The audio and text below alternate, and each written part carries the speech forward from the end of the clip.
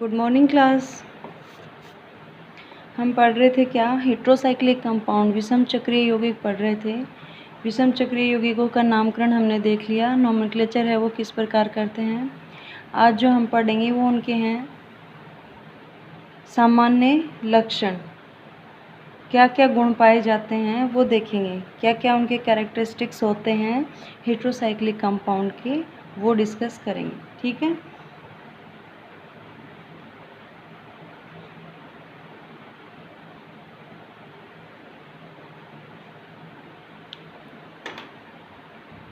देखिए क्या क्या गुण होते हैं।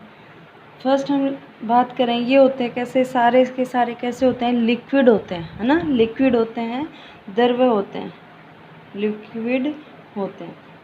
इनके बॉइलिंग पॉइंट का मान कितना होता है, बॉइलिंग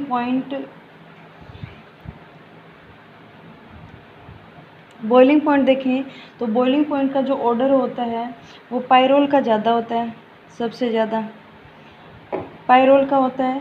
उसके बाद में होता है थायोफिन का होता है, और उसके बाद में होता है फ्यूरेन का। ठीक है, इनके बॉइलिंग पॉइंट का ऑर्डर है ये, जो इनका क्वथनांक होता है वो पायरोल का ज़्यादा होता है इन दोनों से। पायरोल का ज़्यादा क्यों होता है, क्या रीजन है इसका, क्योंकि जो पायरोल है इसमें क्या पाया जाता है, नाइट्रोजन के पास हाइड्रोजन होता है, नाइट्रोजन के पास क्या होता है, हाइड्रोजन होता है। और ये हाइड्रोजन क्या करता है, हाइड्रोजन के द्वारा दूसरे पायरोल मॉलिक्यूल के साथ किसके द्वारा, हाइड्रोजन बॉन्ड के द्वारा बंधित रहता है, हाइड्रोजन बंध बना लेता है, संगुणन हो जाता है, डिसोसिएट हो जाते हैं, इसलिए इसके बॉइलिंग पॉइंट का मान क्या हो जाता है, ज़्यादा हो जाता है। पायरोल का बॉइलिंग पॉइंट इन दोनों से ज़्यादा होता है। क्वेश्चन कई बार छोटा सा पूछ लिया जाता है कि पायरोल का बॉइलिंग पॉइंट है वो थाइपिन और फ्यूरेन से कंपैरेटिवली अधिक होता है, क्यों, तो क्या रीजन है, क्योंकि पायरोल में हाइड्रोजन नाइट्रोजन से हाइड्रोजन बंधित होता है, जो क्या कर लेता है, दूसरे मॉलिक्यूल के साथ हाइड्रोजन बंध के द्वारा बंधित हो जाता है, जिससे इनका अणुओं का संगुणन हो जाता है। ठीक है, अणुओं का क्या हो जाता है, संगुणन हो जाता है ये। अब नेक्स्ट देखिए आता है, इसमें हम बात करें, अभी हम पढ़ के आए हैं, कल पढ़ा था कि सारे के सारे जो ये हेट्रोसाइक्लिक कंपाउंड है, थायोफिन है, पायरोल है, पिरिडीन है, जितने कल हमने डिस्कस करे थे, सारे कैसे होते हैं, एरोमेटिक होने चाहिए, और एरोमेटिक ही होते हैं, एरोमेटिक होते हैं इन नेचर। इनकी प्रकृति कैसी होती है, एरोमेटिक होते हैं, सारे के सारे क्या होते हैं, एरोमेटिक होते हैं। और इलेक्ट्रॉनों का क्या पाया जाता है, इनमें डीलोकलाइजेशन होता है, इलेक्ट्रॉनों का डीलोकलाइजेशन पाया होता है। एरोमेटिक होते हैं, इलेक्ट्रॉनों का डीलोकलाइजेशन होता है, विस्थानीकरण होता है इलेक्ट्रॉनों का, तो ये क्या करते हैं, अनुनाद में भाग लेते हैं, और अनुनाद में भाग लेते हैं तो अनुनादी संरचनाएं बनती हैं, इनकी अनुनादी संरचनाएं बनेंगी। ठीक है, तो इनकी अनुनादी ऊर्जा का ऑर्डर देखें, सबसे ज़्यादा क्या होगा, तीनों का कंपैरिजन करें तो अनुनादी ऊर्जा है वो थायोफिन की ज़्यादा होगी पायरोल से, और पायरोल की ज़्यादा होगी फ्यूरेन से, पायरोल की ज़्यादा होगी फ्यूरेन से होगी। ठीक है, क्योंकि थायोफिन में क्या होता है, इनके पास तो नाइट्रोजन होता है और हिट्रो कंपाउंड होता है वो, और फ्यूरेन में क्या होता है, अपना ऑक्सीजन होता है, हिट्रो कंपाउंड। थायोफिन में सल्फर होता है, तो इनके पास तो डी कक्षक नहीं होते, पी कक्षक ही होते हैं। इसमें क्या होता है, डी कक्षक होते हैं, और डी कक्षक भी क्या करते हैं, अनुनाद में भाग लेते हैं। ठीक है, अनुनाद में भाग लेते हैं, इसलिए इसकी अनुनादी संरचनाओं की स्टेबिलिटी ज़्यादा होती है, अनुनादी संरचनाएं ज़्यादा होती हैं। तो थायोफिन की अनुनादी ऊर्जा है वो पायरोल से ज़्यादा होती है, पायरोल की फ्यूरिन से ज़्यादा होती है। ठीक है, अनुनाद में भाग लेते हैं। अनुनादी ऊर्जा का जो हम ऑर्डर देखें था, यहाँ से भी क्वेश्चन पूछा जाता है कि अनुनादी ऊर्जा का क्रम बताइए, और थायोफिन की अनुनादी ऊर्जा है उसका इन दोनों से ज़्यादा क्यों होती है, तो क्या रीज़न है कि थायोफिन में सल्फर हेटेरोएटम के रूप में प्रेजेंट होता है, और सल्फर की डी कक्षक भी अनुनाद में भाग लेते हैं। ठीक है, जिसके कारण इसके अनुनादी संरचनाओं की संख्या इनकी कंपैरेटिवली ज़्यादा होती है और मोर स्टेबल ज़्यादा होती है, अनुनाद में ज़्यादा भाग लेते हैं। ठीक है, अब अनुनाद में भाग लेते हैं तो इनकी अनुनादी संरचनाएं देखते हैं। ये इनकी अनुनादी ऊर्जा का मान उच्च होता है, बट बेंजीन के साथ यदि इनकी तुलना करें, बेंजीन के साथ इनकी तुलना करें तो बेंजीन से तो इनकी अनुनादी ऊर्जा क्या होती है, कम होती है। तो ऑर्डर क्या होगा, बेंजीन की सबसे ज़्यादा होती है, फिर थायोफीन, फिर पायरोल, देन फ्यूरेन।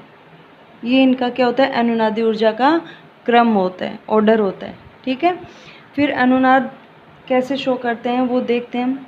अपने हेट्रोसाइक्लिक कंपाउंड है, यहाँ पर हीट्रो एटम प्रेजेंट होगा, उस हीट्रो एटम को मैंने जेड से दिखा दिया। ठीक है, यहाँ पर अपने 2 डबल बॉन्ड है और हीट्रो एटम प्रेजेंट है, उसके पास क्या है, लोन पेयर होते हैं, लोन पेयर उपस्थित है। नाइट्रोजन के पास 1 लोन पेयर होता है, सल्फर और ऑक्सीजन के पास 2-2 लोन पेयर होते हैं। तो यहाँ पर 1 लोन पेयर है, वही अनुनाद में भाग लेगा। ऑक्सीजन का नीचे वाला तो अनुनाद में भाग नहीं लेता है, लोकलाइज्ड होता है। ठीक है, तो ये आपका कोई हीट्रो एटम है जिसके पास लोन पेयर प्रेजेंट है। अभी अनुनादी संरचनाएं देखो, ये जो डबल बॉन्ड के इलेक्ट्रॉन्स हैं ये इधर आएंगे। ठीक है, ये इधर आएंगे तो इस कार्बन के इलेक्ट्रॉन घनत्व कम, तो ये अपना इलेक्ट्रॉन इधर दे देगा, लोन पेयर ऑफ इलेक्ट्रॉन है वो इधर दे देगा। तो देखिए जेड, ये डबल बॉन्ड है ही, ये इधर इलेक्ट्रॉन इधर गए तो यहाँ पर क्या चार्ज आ गया, नेगेटिव, नेगेटिव आ गया। और इसने अपने लोन पेयर ऑफ इलेक्ट्रॉन यहाँ पर दिए, यहाँ पर दे दिए, तो बॉन्ड बन गया यहाँ पर, और जेड पर क्या चार्ज आ गया, पॉजिटिव चार्ज आ गया। ठीक है, अब नेक्स्ट में देखिए,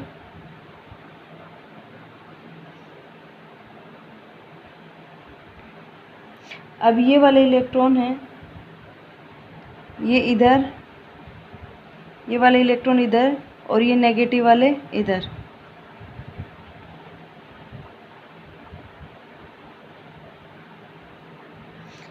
तो डबल बॉन्ड कहाँ बन जाएगा, यहाँ पर, और ये यहाँ पर था ही, पॉजिटिव चार्ज यहाँ पर है ही, और ये इलेक्ट्रॉन्स इधर आए तो नेगेटिव चार्ज कहाँ आ गया, यहाँ पर आ गया।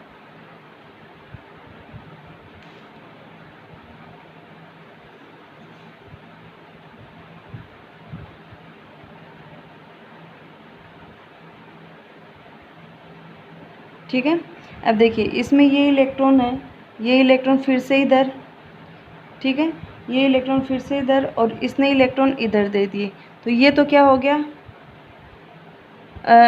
ये इधर इलेक्ट्रॉन गए तो इस पर क्या आ गया, डबल पॉजिटिव चार्ज है। ये इलेक्ट्रॉन इधर गए, यहाँ पर नेगेटिव आ गया, और यहाँ पर क्या आ गया, पॉजिटिव चार्ज, एक और आ गया पॉजिटिव चार्ज। ठीक है, तो ये इलेक्ट्रॉन यहाँ पर देगा तो एक तो क्या हो जाएगा, न्यूट्रल, और एक चार्ज बच जाएगा।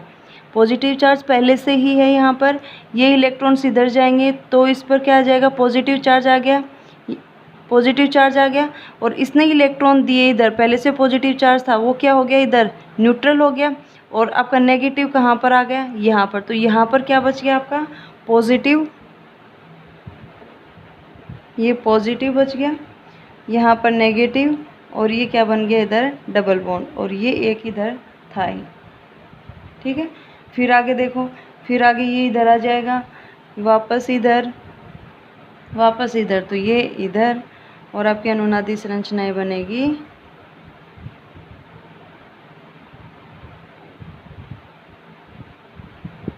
इस प्रकार। ये क्या करते हैं, ये इधर नेगेटिव चार्ज, ये इधर आ जाएगा, ये इलेक्ट्रॉन्स इधर, तो नेगेटिव यहाँ पर, ये डबल बॉन्ड था ही, यहाँ पर पॉजिटिव, तो ये डबल बॉन्ड बन जाएगा यहाँ पर, और जेड पर आपका पॉजिटिव चार्ज था ही। ठीक है, तो ये क्या हो जाएंगी, इसकी अनुनादी संरचनाएं हो जाएंगी किनकी, जो हीट्रोसाइक्लिक कंपाउंड है, तो उनमें जेड क्या है, हीट्रो एटम प्रेजेंट है, और हीट्रो एटम के पास यहाँ पर क्या आता है, हीट्रो एटम के ऊपर आता है पॉजिटिव चार्ज आता है, पॉजिटिव चार्ज आता है। ठीक है, पॉजिटिव चार्ज आता है, और साथ साथ रिंग पर क्या होता है, नेगेटिव चार्ज घूमता है। तो देखिए दोनों आवेश हैं इस पर, पॉजिटिव और नेगेटिव, पॉजिटिव और नेगेटिव दोनों ही क्या हो रहे हैं, मूव कर रहे हैं। ठीक है, तो ये होती हैं इनकी अनुनादी संरचनाएं।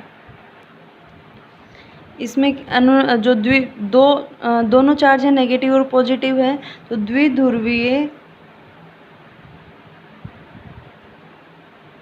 द्विध्रुवीय जो अनुनादी संरचनाएं होती हैं उनका योगदान क्या होता है, इनमें ज़्यादा होता है, इसलिए इनकी अनुनादी ऊर्जा का मान क्या होता है, ज़्यादा। द्विध्रुवीय संरचनाओं का इनकी अनुनादी संरचनाओं में ज़्यादा योगदान होता है। सब में देख लीजिए बाईपोलर बन रहे हैं ना, 2 आवेश आ रहे हैं, जबकि हम बेंजीन में देखें तो बेंजीन में ऐसा नहीं होता है, है ना। फिर इसमें देखिए एक चीज़ और देखते हैं यहीं से, जो ये जो प्रत्येक क्या है इसमें परमाणु है वो क्या है sp2। ये देखिए sp2 यहाँ पर ये वाला है, तो ये भी कौन सा है, हाइब्रिडाइजेशन है, द्विबंध से बंधित है, तो ये sp2। ये भी इधर क्या है sp2, ये भी इधर क्या है sp2। तो प्रत्येक परमाणु है वो sp2 संकरित अवस्था में होता है। संकरण कौन सा पाया जाता है, sp2। प्रत्येक परमाणु चाहे वो हीट्रो एटम हो चाहे वो कार्बन हो, sp2 संकरित अवस्था में होता है। sp2 संकरित अवस्था में होता है तो ये उसकी ज्यामिति कैसी होगी, समतली होगी, ट्राइगोनल प्लेनर होती है, समतली संरचना होती है, समतली संरचना के रूप में होते हैं। और क्या होते हैं इनमें 6 पाई इलेक्ट्रॉन। इसमें देखिए कहाँ गया, जो तीनों स्ट्रक्चर हमने बनाई थी तीनों सेम ही होगी, इस प्रकार के होंगे, है ना। एक में क्या हो जाएगा, ऑक्सीजन, नाइट्रोजन और सल्फर। थायोफिन में सल्फर हो जाएगा, पायरोल में नाइट्रोजन और फ्यूरेन में ऑक्सीजन हो जाएगा। तो तीनों में ही क्या होता है 6 पाई इलेक्ट्रॉन का डी लोकेलाइजेशन होता है। ये चीज़ हमने कल भी डिस्कस करी थी, 6 पाई इलेक्ट्रॉन का डी लोकेलाइजेशन होता है, विस्थानीकरण होता है, 6 पाई इलेक्ट्रॉन का डी लोकेलाइजेशन होता है, ठीक है। और ये कौन सी रिएक्शन देते हैं, इलेक्ट्रॉन्स ने ही प्रतिस्थापन अभिक्रिया देते हैं, इलेक्ट्रॉन्स ने ही सब्स्टिट्यूशन रिएक्शन देते हैं, इलेक्ट्रॉन्स नई प्रतिस्थापन अभिक्रियाएं आसानी से देते हैं।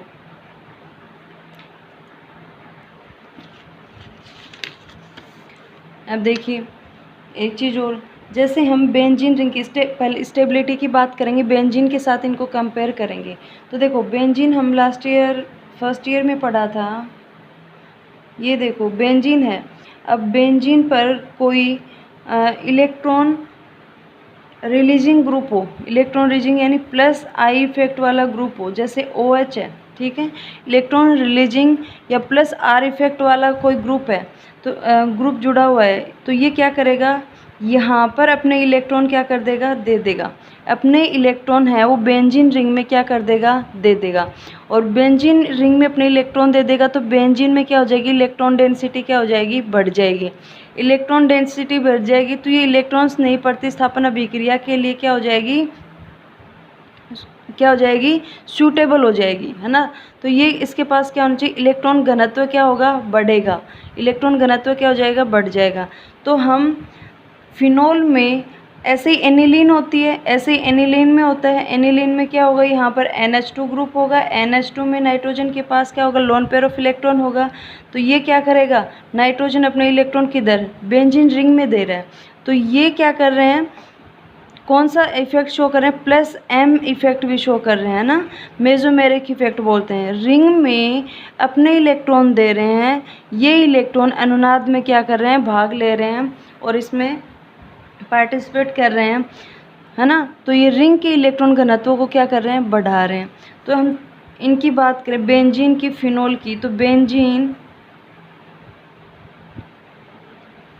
और फिनोल की क्रियाशीलता किसकी ज़्यादा होगी, फिनोल की ज़्यादा होगी, फिनोल की ज़्यादा होगी, क्योंकि फिनोल क्या कर रहा है, फिनोल में ऑक्सीजन है वो अपने लोन पेयर ऑफ इलेक्ट्रॉन दे रहा है रिंग को, बेंजीन रिंग में जा रहे हैं। देखो ये बेंजीन रिंग में जाएंगे, ये इलेक्ट्रॉन इधर शिफ्ट हुए, यहाँ पर इलेक्ट्रॉन्स की कमी, तो इसने क्या कर दिया, अपने इलेक्ट्रॉन इधर दे दिए, है ना।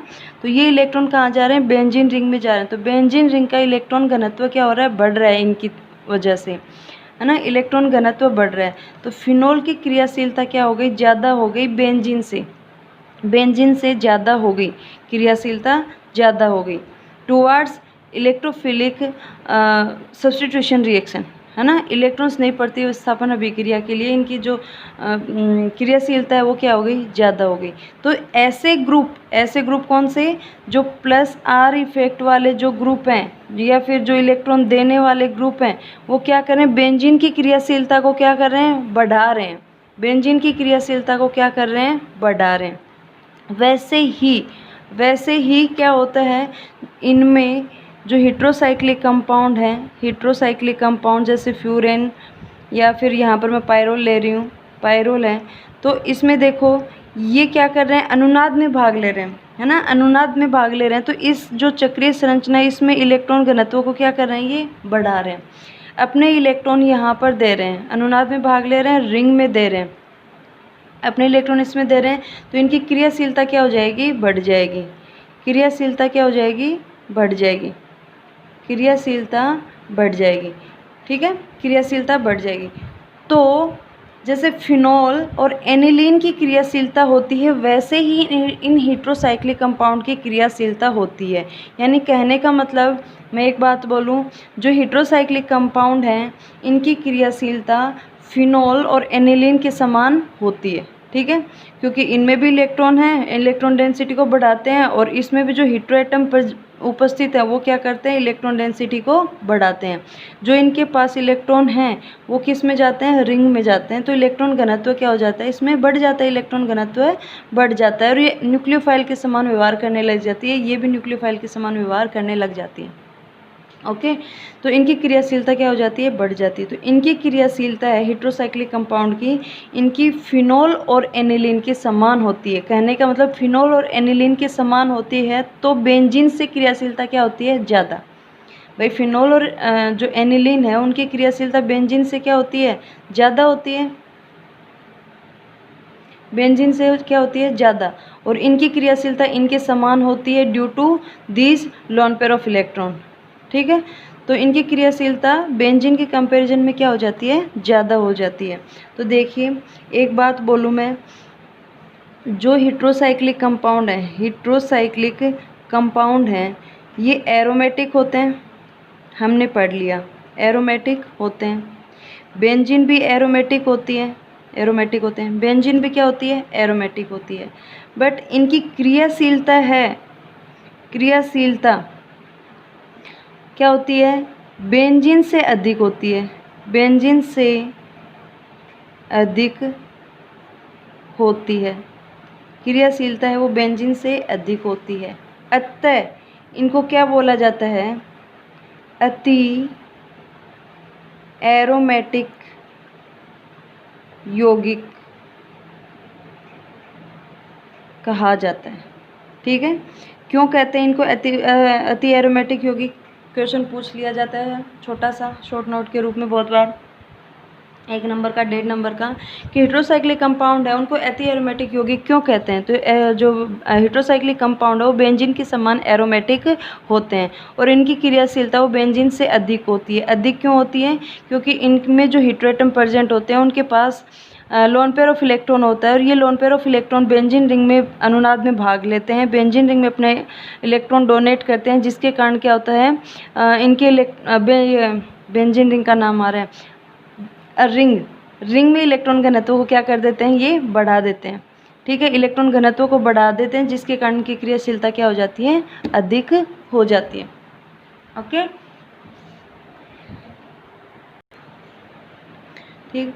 इनकी क्रियाशीलता का क्रम देखें हम, तीनों की क्रियाशीलता का जो ऑर्डर है वो क्या होगा, क्रियाशीलता बेंजीन से तो क्या हो गई, इनकी ज़्यादा हो गई, पर तीनों की जब हम कंपैरिजन करेंगे तो इनकी क्रियाशीलता का क्रम है वो क्या होता है, देखिए क्रियाशीलता का क्रम, ओके, क्रियाशीलता का क्रम होता है, थायोफिन है, थायोफिन की कम होती है फ्यूरेन से, और फ्यूरेन की क्रियाशीलता ज़्यादा होती है पायरोल से, ठीक है, पायरोल से। अब पायरोल की ज़्यादा होने का रीज़न क्या है, फ्यूरेन से ज़्यादा होने का रीज़न क्या है, अभी हम अनुनादी संरचनाएं पढ़ के आए हैं, तो अनुनादी संरचनाओं में देखो यहाँ पर हेटेरो एटम पर क्या आता है, पॉजिटिव चार्ज आता है। अनुनादी संरचनाएं जो पढ़ रहे थे, 1 सेकेंड में दिखाऊँ आपको, तो देखिए हेटेरो एटम पर क्या आता है, पॉजिटिव चार्ज आ रहा है, हेटेरो एटम पर क्या आ रहा है, पॉजिटिव चार्ज आ रहा है। तो ऑक्सीजन की, फ्यूरेन में क्या होता है, हेटेरो एटम ऑक्सीजन होता है, और पायरोल में क्या होता है, नाइट्रोजन होता है। तो oxygen more electron negative atom होता है, तो इस पर धनावेश आएगा, तो वो क्या करता है, इसके स्थायित्व को क्या कर देता है, कम कर देता है। अनुनादी संरचनाएं बहुत सारी बनती हैं, पर हम उनमें से कुछ को ही सिलेक्ट करके लिखते हैं, इसके भी कुछ रूल्स होते हैं। तो बहुत सारी अनुनादी संरचनाएं बनती है, ये नहीं कि 4-5 अनुनादी संरचनाएं बनती हैं, नहीं, बहुत सारी अनुनादी संरचनाएं बनती है, जिसमें से कुछ को सिलेक्ट करके लिखा जाता है जो मोर स्टेबल होती हैं, है ना, उन अनुनादी संरचनाओं को लिखा जाता है। तो उसमें से एक ये भी है कि जो पॉजिटिव चार्ज है, धनावेश है, वो अधिक विद्युत ऋणी तत्व पर नहीं आना चाहिए। आता है तो वो क्या होती है, कम स्थायी होती है। तो ऐसा ही फ्यूरेन के केस में लागू है कि इसमें जो ऑक्सीजन पर धनावेश आता है वो मोर इलेक्ट्रोनेगेटिव एटम होने के कारण इसकी स्थायित्व को कम कर देता है, और नाइट्रोजन की विद्युत ऋणता इससे कम होती है तो इस पर धनावेश आ जाता है, तो कोई दिक्कत नहीं है ना। तो इस कारण क्या होती है, पायरोल की क्रियाशीलता है वो फ्यूरेन से ज़्यादा होती है।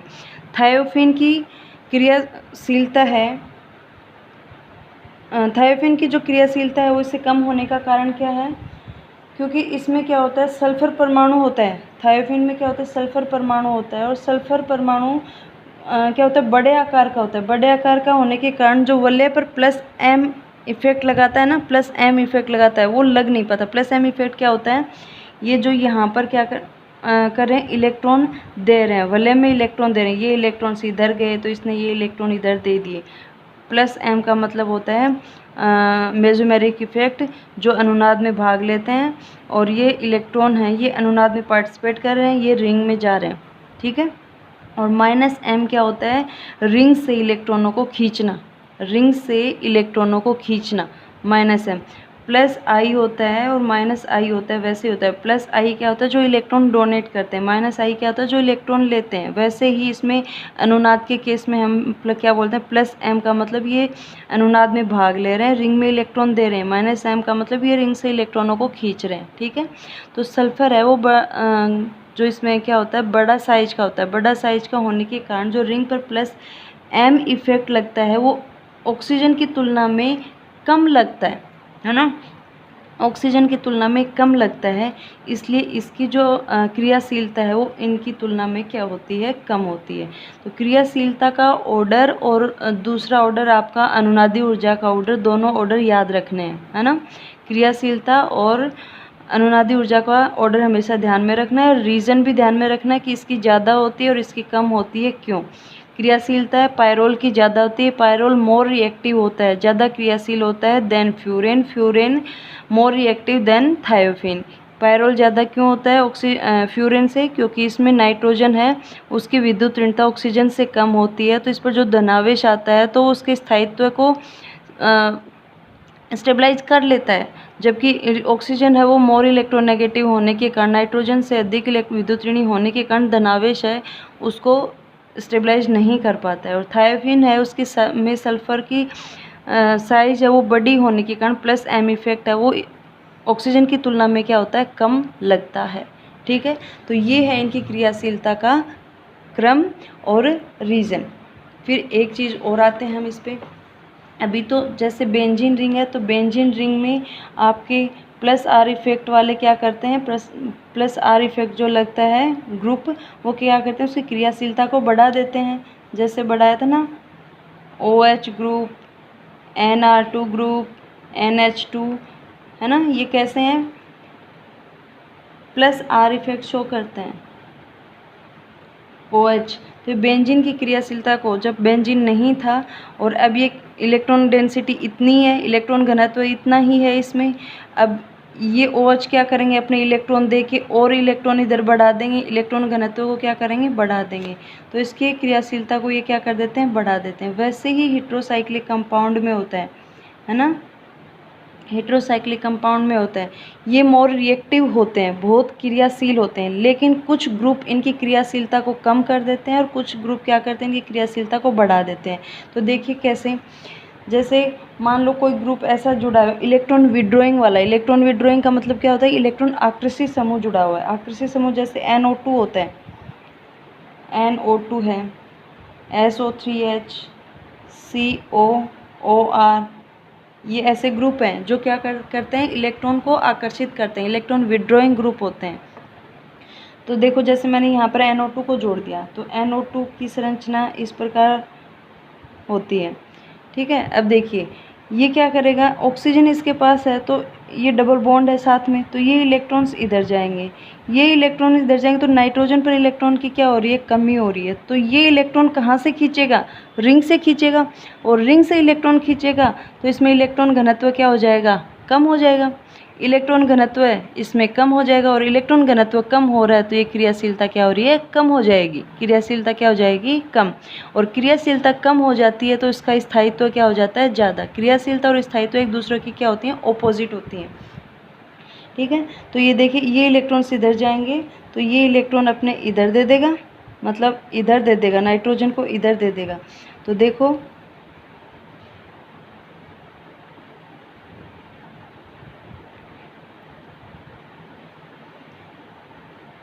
इधर जाएंगे तो ऑक्सीजन पर कैसा नेगेटिव चार्ज, ये ऑक्सीजन अपना इधर जुड़ा हुआ है, इधर जाएगा यहाँ पर प्लस चार्ज और इसने इलेक्ट्रॉन इधर दे दिए तो यहाँ पर डबल बॉन्ड बन गया और यहाँ पर क्या आ गया पॉजिटिव चार्ज आ गया। ऐसे ही आगे घूमता रहेगा, ये इलेक्ट्रॉन्स इधर ये इलेक्ट्रॉन इधर, तो यहाँ पर डबल बॉन्ड बन जाएगा और पॉजिटिव चार्ज कहाँ जाएगा यहाँ आ जाएगा। तो यहाँ पे देखो हो क्या रहा है कि ये ग्रुप इलेक्ट्रॉन विड्रॉइंग ग्रुप है, माइनस आई इफेक्ट वाले समूह हैं, वो क्या कर रहे हैं इनकी क्रियाशीलता को कम कर रहे हैं।